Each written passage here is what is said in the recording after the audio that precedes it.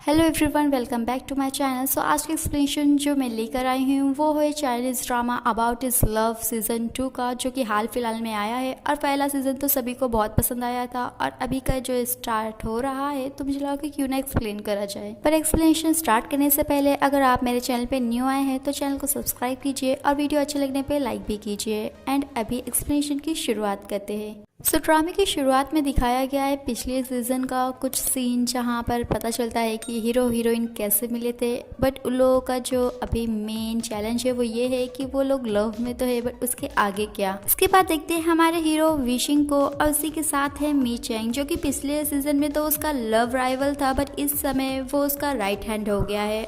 और मी चैंग उसे बता रहा होता है कि उन लोगों का जो बिडिंग करने वाले है उसका जो वैल्यू है, प्राइस, वो कम हो गई है, जिसका मतलब है कि अभी बिडिंग के लिए उन लोगों का सबसे परफेक्ट टाइम है। विशिंग उसे कहता है कि उसे लगा था कि उसे काम समझने में थोड़ा टाइम लगेगा, बट अभी तो वो काफी अच्छे से काम कर रहा है। मी चैन उसे कहता है कि उसे करना पड़ रहा है क्योंकि अभी वो मैरिड है और उसकी वाइफ है जिसे उसे सपोर्ट करना है। विशिंग उसे कहता है कि क्या वो हर समय अपनी वाइफ को बीच में लाना बंद करेगा। मी चैन उसे कहता है कि वो भी वही कर रहा है क्योंकि वो बार बार अपनी घड़ी देख रहा है। इसका मतलब है कि वो टाइम जोन को देख रहा है, कंपेयर कर रहा है फॉरेन कंट्री से, क्योंकि उसकी जो गर्लफ्रेंड है वो बाहर अभी पढ़ने गई है। फिर फिशिंग का इंटरव्यू हो रहा होता है बट उस पर उसका ध्यान नहीं होता है। और फिर वहाँ पर दिखाया जाता है कि 8 घंटे बाद उसका बर्थडे है।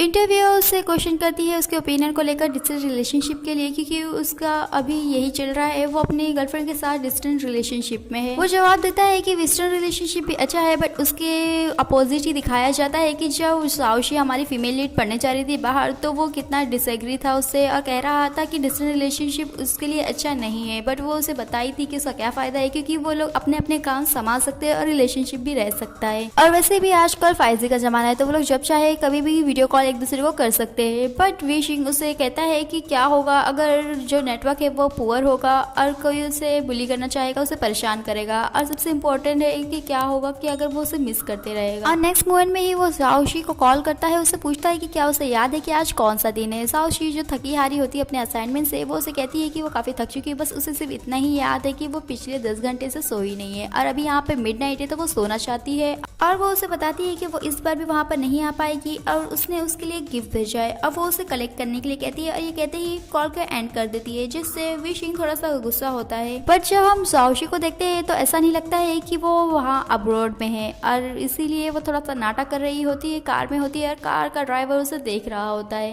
दूसरी तरफ विशिंग कंप्लेंट कर रहा होता है कि साओशी 1 साल से अब्रॉड गई है और फिर वहाँ से वो कॉल कर रही थी तो उसका जो ड्यूरेशन है वो कम से कम होते जा रहा है और वो अभी वेकेशन पे भी, हॉलीडेज पे भी वापस नहीं आ रही है। उसके साथ हुआ क्या है। मिशन उसे कहता है कि साओशी जरूर से अपनी स्टडीज में बिजी होगी, बट वो मानता नहीं और कहता है कि लग रहा है कि उसे वहाँ मजे आने लगे हैं और इसीलिए वो उसे धीरे धीरे करके भूल गई है। पहली बात तो उसे वहाँ पर जाने ही नहीं देना चाहिए था, वो बेवकूफ था कि उसने उसे जाने ही दिया, क्योंकि उसे कॉन्फिडेंस था कि वो डिस्टेंस रिलेशनशिप मेंटेन कर पाएगा। बट अभी जाके उसे रियलाइज हो रहा है कि उन लोगों के बीच में जो प्रॉब्लम है वो डिस्टेंस का नहीं बट कि टाइम का है, क्योंकि लोगों का टाइम जोन अलग है जिसकी वजह से वो लोग एक दूसरे से बात नहीं कर पाते। मिशन उससे कहता है कि क्या उसने पुरानी कहावत नहीं सुनी है कि दूरियां बढ़ने से प्यार बढ़ता है। बट उसके आगे का वो बताता है कि दूरियां बढ़ने से प्यार जरूर बढ़ता है, पर ज्यादा दूरियां बढ़ने से उन लोगों का दिल एक दूसरे से अलग हो जाता है। और अभी वो उससे कितना भी माफी मांगेगी तो उसे माफ नहीं करने वाला, वो उससे बात नहीं करेगा। तभी विशिंग को एक कॉल आता है पार्सल को लेकर और वो वहाँ पर पार्सल लेने जाता है तो वहाँ पर दिखाई देती है शाओशी। अब वो शाओशी को देख के हैरान होता है, उससे पूछता है कि उसने तो कहा था कि वो नहीं आने वाली है और इतना सारा एक्टिंग करा उसने कि वो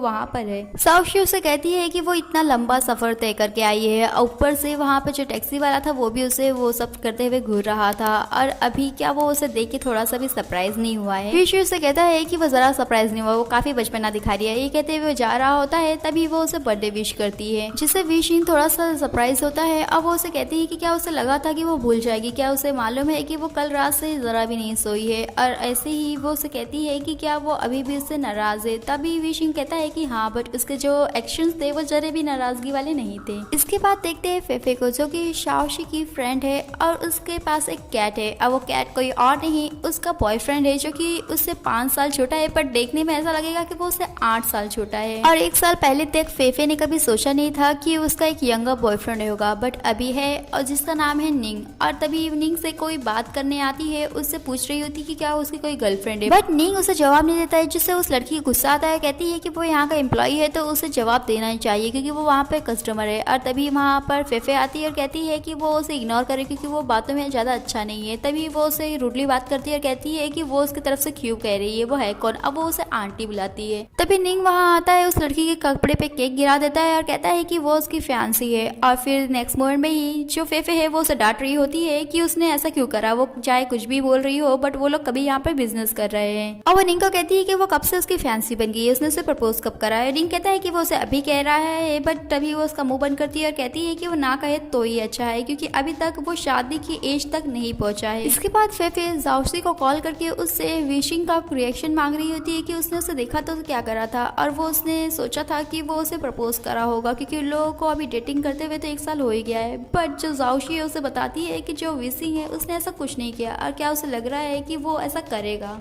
और वैसे भी अभी उसके फ्यूचर का उसे खुद ही नहीं मालूम है। और फिर पता चलता है कि उसे एक बार ऑफर मिला था, उसकी पेंटिंग को एक पेंटर जो फेमस है उसने पसंद किया था, उसे ऑफर दिया था कि वो उसके साथ आके काम करे, इंटर्नशिप करे। और फिर वो फेफे को कहती है कि मगर अभी तक उसने डिसीजन नहीं लिया है और वो अभी नहीं चाहती कि विशिंग को इस बारे में पता चले। बट वहीं पर विशिंग आता है और वो उसे देखकर उसे पूछती है कि वो कब से वहाँ पर है, क्या उसने उसकी बातें सुनी। तभी विशिंग उसे कहता है कि वो इंटरेस्टेड नहीं है उन लोगों के गर्ल्स टॉक में और उन लोगों के गॉसिप में, तो इसलिए उसने नहीं सुना। इसके बाद विशिंग अपने बर्थडे के लिए विश मांग रहा होता है और वहाँ पे वो विश मांगता है कि उसकी एक और गर्लफ्रेंड हो, जिसे सुन के शाओशी हैरान होती है। और फिर वो कहता है कि उसकी गर्लफ्रेंड का नाम हो शाओशी, जो कि हमेशा अपना जो ड्रीम है वो पूरा कर पाए, जैसा उसे रहना है वो रहे, बट लास्ट में वो उसके पास वापस आ जाए जैसे वो उसके साथ पहले रहा करती थी। ये सुन के शाओशी कुछ कहने जा रही होती है, बट विशिंग कहता है कि उसके बर्थडे का जो विश था वो उसने पूरा मांग लिया है और वो तुरंत ही जो कैंडल है वो बुझा देता है। इसके बाद देखते हैं फेफे के, जो कैफे में आई है, वहाँ पर निंग ने उसे बुलाया है और वो देखती है तो वहाँ पे बहुत अच्छा डेकोरेशन हुआ रहता है, जिसे देख के वो कहती है कि ऐसा लग रहा है कि यहाँ पे स्नोफॉल होने वाला है, बट उसी की कमी है स्नो की। निंग उसे कहता है कि उसकी भी कमी नहीं है। और तभी वहाँ पर जो उसने बलून लगाया है उसमें से बहुत सारी कॉन्फेटी गिरती है, जिससे लगता है कि स्नोफॉल हो रहा है। और फिर फेफे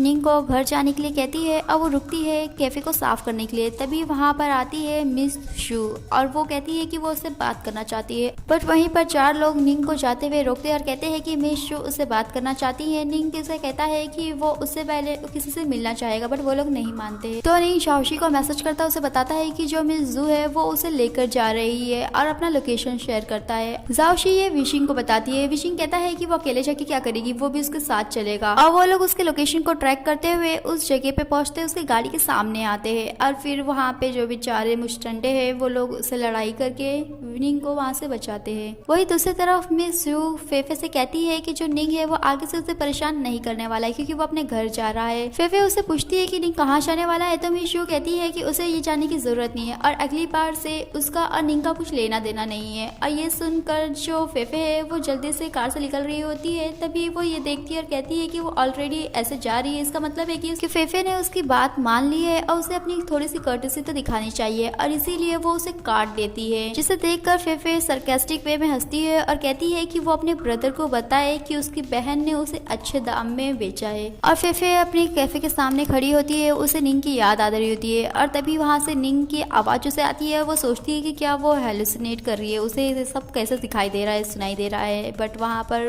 वो निंग असली में होता है और वो तुरंत ही आके उसे किस करता है और वो उसे कहता है कि उसे ज्यादा टाइम वेस्ट नहीं करना था एक्सप्लेनेशन देने में, इसलिए उसने डायरेक्टली उसे किस किया है। तभी शाओशी कहती है कि वो जो लोग थे वो आ रहे हैं, तभी उन लोग को ये सब जल्दी करना चाहिए। विशिंग कहता है कि उन लोग जो अपना केस कंटिन्यू कर सकते हैं क्योंकि वो उन लोगों को ब्लॉक करके रखेगा। बट निंग वो लोग कहता है कि उसने कहा था कि वो किसी से मिलना चाहता है और अभी वो मिल लिया है, वो लोग के साथ चलने के लिए तैयार है। जाओशी उसे कहती है कि क्या वो सच में जा रहा है, और तभी वो फेफे को एक्सप्लेन करता है कि वो उसे प्यार करता है और उसे जो भी कोई भी कुछ भी कहे तो उसे वो बिलीव नहीं करना है, वो उसका वेट करे, वो जरूर आएगा। और जो मिस जू है वो सारी बातें देख रही होती है और तभी फेफे निंग को कहती है कि अगर वो जाना चाहता है तो जा सके, वो उसके लिए वेट नहीं करेगी, वो अपना इतना कीमती समय उसके पीछे क्यों वेस्ट करे, और अगर ऐसी बात है तो वो उसके ऊपर चीट करेगी, और अगर वो ऐसा नहीं चाहता है तो वो तुरंत ही वापस आए। बट निंग मिशू के साथ वहाँ से जा रहा होता है और तभी जो जाओशी है वो कहती है कि ऐसा लग रहा है कि जो मिशू है वो वैसे ही विशिंग को बार बार घूर रही थी, बट विशिंग कहता है कि उसे लगा कि वो उसे घूर रही है, बट दोनों को ही घूरना उसे अच्छा नहीं लग रहा है। और फिर शाओशिंग वेफे को कहती है कि जो निंग है उसने कहा है कि वो वापस आएगा, वो उसका वेट करे, उसके ऊपर ट्रस्ट करे। करे। विशिंग झाओशी को कहता है कि उसे आज फेफे के साथ रहना चाहिए, उसे कंपनी देना चाहिए। नेक्स्ट मोमेंट में विशिंग कहता है कि जो झाओशी का सेलफोन है वो भी उसके साथ रह गया है। अब वो कैंडल को देखते हुए कहता है कि ऐसा लग रहा है कि अभी राइट टाइम नहीं आया है उसे वो कहने का।